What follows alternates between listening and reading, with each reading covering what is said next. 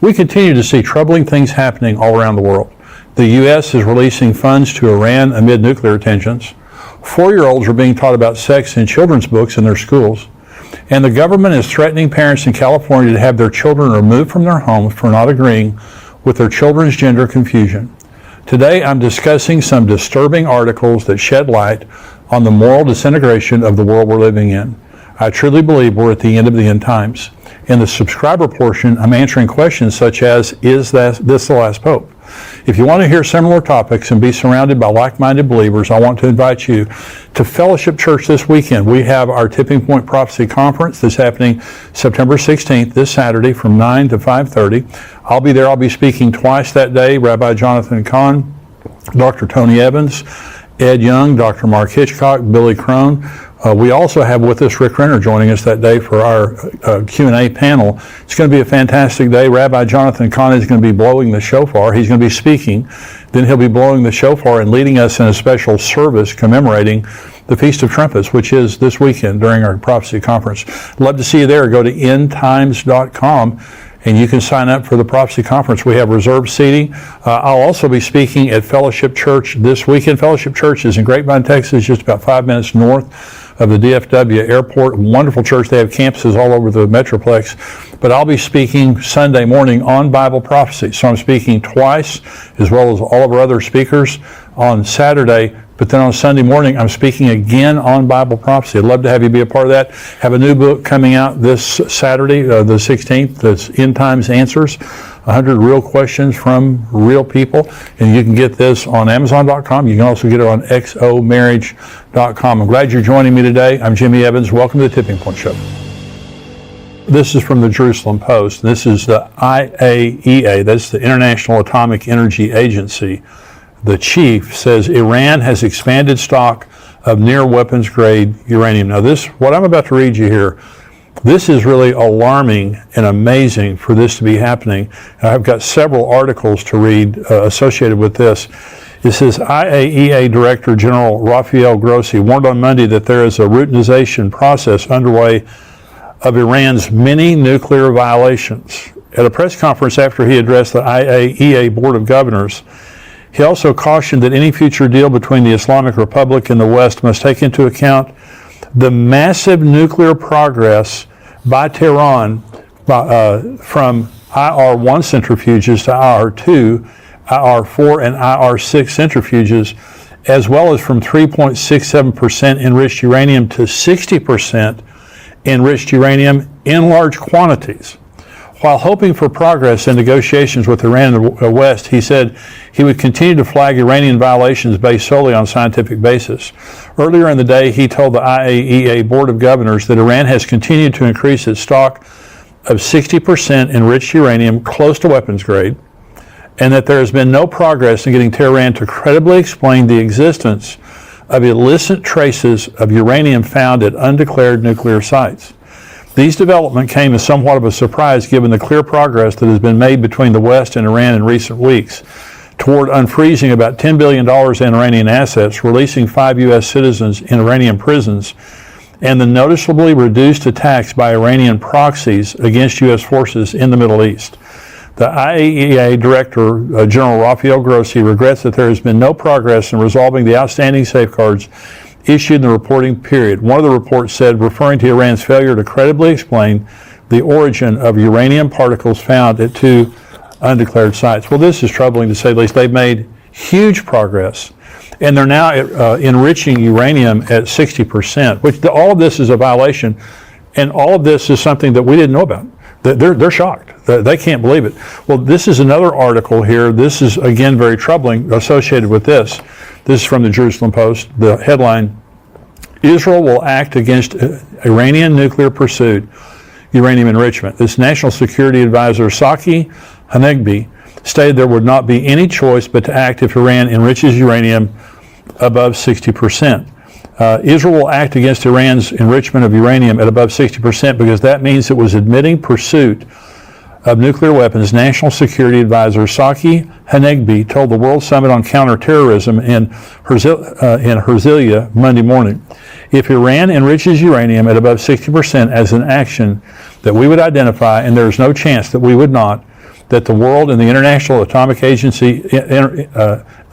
Energy Agency would not recognize it, the result is that Israel would have to act. There would not be any choice but to act, Hanigby stated.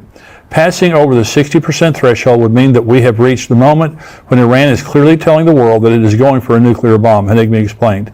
It would mean that this is now Iranian policy. Hanigby noted that recently Iran had hit the 83.7 mark on uranium enrichment, but had hastened to explain that this was a mistake. Such steps are never accidental, he added. So they're continuing to enrich uranium at higher and higher levels, getting to nuclear or weapons grade nuclear weapons. And so what they're saying, we've talked about this a lot in the last couple of years on here, because this has been going back and forth for a long time. But let me make two statements here, okay?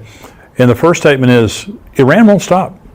This is the Islamic Republic of Iran, and this is what we don't get. This is what our leadership right now, they just don't get. The Iranian people are wonderful people. They're Persian. They're not Arab, they're Persians. And they're just intelligent, warm, wonderful people. The problem is the government. The people in Iran do not like their government. They've revolted against their government many times. And so right now, what we see happening in Iran is they have a hardened position that they're going to destroy Israel. They have a missile. They have this hypersonic missile with Israel's name on it. I mean, they've engraved on there the destruction of Israel.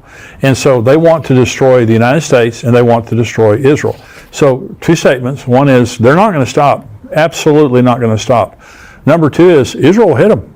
Israel's going to strike them. Israel is telling the world, if they begin enrichment beyond 60%, we have to stop it. And they will. When I had Bill Salas on the show a few weeks ago, and we were talking about the coming wars, the first war that Bill and I both believe is going to happen prophetically is Jeremiah 49, is the war in Elam, when there's a strike on Persia, on southern Iran. And so I believe this is imminent. I don't know exactly when it's going to happen, but there's just a lot of rhetoric. And what's happening right now is troubling. Listen to this. We're talking about troubling. This is from the Associated Press. U.S. moves to advance prisoner swap deal with Iran and release $6 billion in frozen Iranian funds. This was as of yesterday, 9/11. Washington AP. The Biden administration has cleared the way for the release of 5 American citizens detained in Iran by issuing a blanket waiver for international banks to transfer $6 billion in frozen Iranian money from South Korea to Qatar without fear of U.S. sanctions. In addition, as a part of the deal, the administration has agreed to release 5 Iranian citizens held in the United States. Secretary of State Antony Blinken signed off on the sanctions waiver last week, a month after U.S. and Iranian officials said an agreement in principle is in place. Congress was not informed of the waiver decision until Monday, according to the notification, which was obtained by the Associated Press. The waiver drew criticism of President Joe Biden from Republicans and others who say the deal will boost the Iranian economy at a time when Iran poses a growing threat to U.S. troops and Mideast allies. On X, the platform formerly known as Twitter, Senator Chuck Grassley of Iowa said it's ridiculous for U.S. to be blackmailed into paying $6 billion for hostages, which will help indirectly finance the number one foreign policy of Iran, terrorism. Senator Tom Cotton of Arkansas accused Biden of paying ransom to the world's worst state sponsor of terrorism. Another Iran hawk, Senator Ted Cruz of Texas, said the waivers were a sign the administration was secretly pursuing a broader deal with Iran to include more than the release of the detainees. Today's news confirms there's already been a side deal, including a $6 billion ransom and the release of Iranian operatives, Cruz said in a statement. So we're now releasing $6 billion to the Iranians. We're releasing some of their prisoners. They're releasing some of our prisoners, and we're also releasing $6 billion. Well, as I've already stated here, they're not doing anything related to their nuclear program. They won't. They agreed, I believe it was last March, to reconnect their cameras. They won't do that. They won't account for 2 sites that have traces of uranium. They have defied. They now are, announcing their progress. And the IAEA is shocked. They said, we can't believe they've made massive progress, and they're enriching uranium now is 60%. They're shocked. Well, they're defying the entire world related to their nuclear program, and they're going to get a nuclear weapon now. It's just a matter of time. And so the United States, in the meantime, we released $6 billion to to the nation in the world that wants to destroy us in Israel the most. They released $6 billion, and we released some prisoners, and they released our prisoners. Let me say this. When you give somebody $6 billion, you're only incentivizing them to take more prisoners. So in the future, what you can look for, as soon as the dust settles and they get their money and they cash their check, they're going to begin to arrest Americans over there for no reason, like they already have in the past. They'll begin to arrest Americans because what they understand now is that's their collateral. They're bargaining chips, and we're willing to pay. We're willing to deal with terrorists. We're willing to give terrorists $6 billion. That's what they are. The Iranian government, they're killing, they're attacking Israel through their proxies in the Middle East.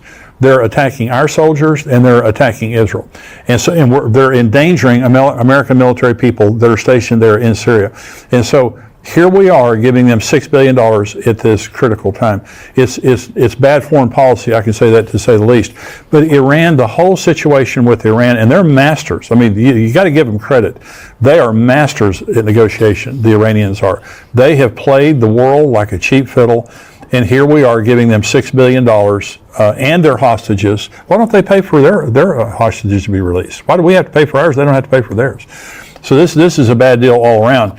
But the main thing I'm saying in reading those articles is Iran and Israel, they're going toe-to-toe here pretty quick. I don't know when it's going to happen, but it's getting closer. Hey, listen, thanks for joining me today. Hey, on YouTube, hit your like and subscribe button there. And also, to get all of the news articles and the questions that I'm answering, go to endtimes.com, become a subscriber for $7. God bless you. Goodbye.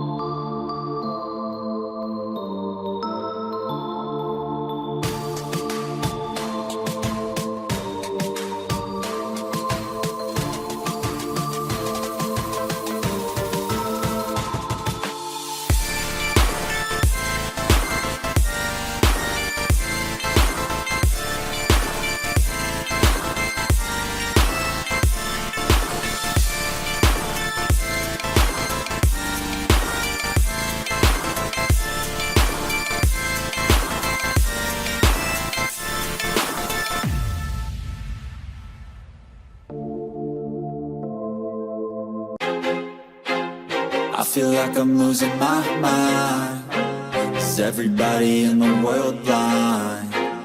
Please, Lord, give me a sign, a sign.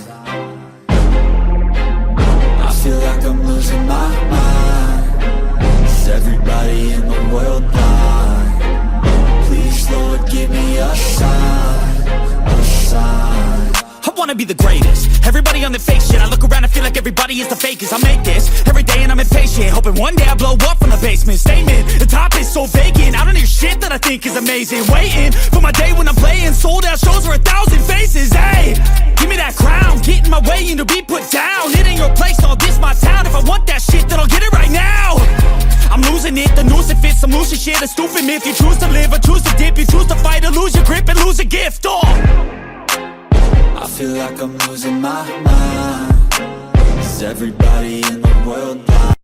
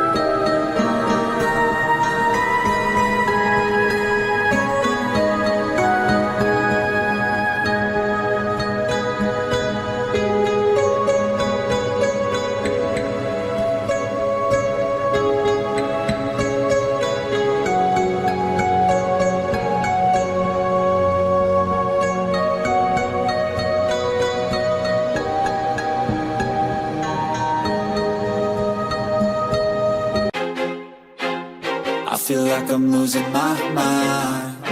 Is everybody in the world blind? Please, Lord, give me a sign, a sign. I feel like I'm losing my mind. Is everybody in the world blind? Please, Lord, give me a sign, a sign.